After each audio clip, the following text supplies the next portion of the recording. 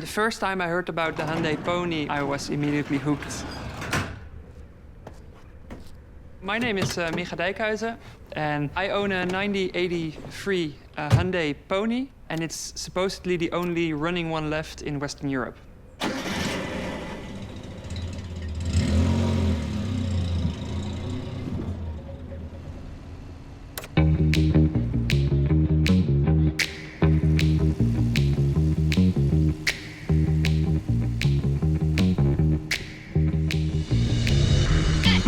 So this particular pony was owned by my friend Rob before I got it.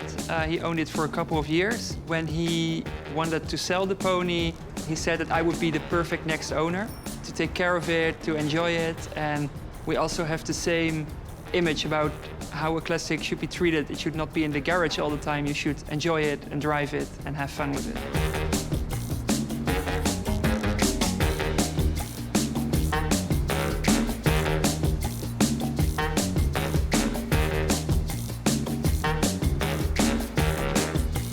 So when I first got a car, I was super excited. It was not completely perfect condition, so I took a couple of weeks to get it technically perfect. And then I was able to just enjoy it, drive it around, and I realized that it now really was mine to enjoy and take care of. The biggest pleasure of owning a car for me is actually the maintenance. It just gives me a lot of joy to be able to repair and make things myself. It's a big learning curve, and it's always excited when you start on a new project and you finish it off successfully. Of course, the driving is also a lot of fun, but it's not the essence of owning a car for me. What makes the design of the Pony iconic in my eyes is the fact that it's the first car built by Hyundai, and the fact that you can really see the intentions of the designer to build a very robust, reliable car that can last a long time. When people see the Pony on the street, they react very differently. Some people don't even recognize it, they just see it as an old car. But a lot of people also recognize it from the past, that they knew someone who had a pony because it was sold quite well here. They either had an uncle or a brother or a neighbor that had a pony at that time. And now it being so rare, they haven't seen one for years. I even got some offers from Korea from people to buy the pony. They wanted to ship it to Korea and enjoy it there because there's not many left in Korea even.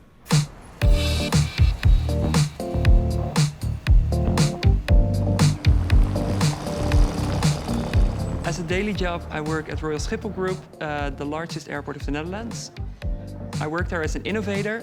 So we basically focus on innovating towards a more sustainable, more autonomous, more efficient airport, which might sound a bit weird, driving classic cars and caring about sustainability.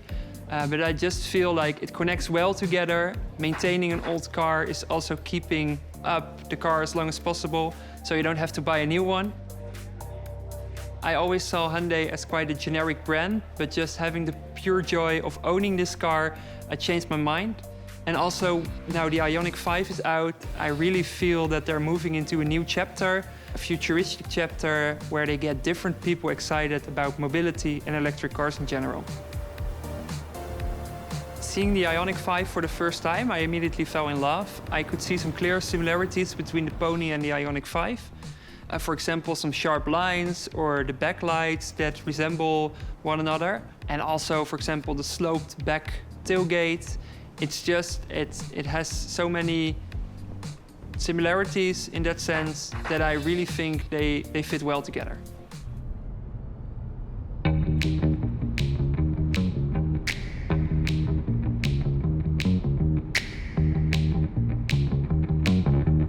Comparing the Ioniq 5 to the Hyundai Pony is comparing like two different worlds. But I can see similarities. It immediately captures my eye that the interior is very open and very light. Just like the Pony, it has a lot of glass around you. Of course, the Ioniq 5 has a lot of modern features that the Pony doesn't have. But actually, I think there's nothing that I would really change about the Pony because it's the charm of having a classic car.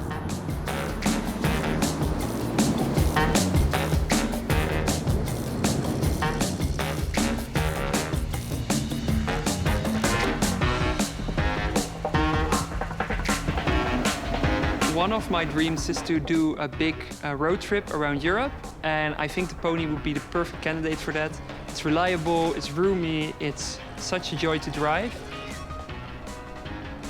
I would not consider selling the Pony, but I never say never. You know, it's just, I've had it for so long, it would be hard to let go.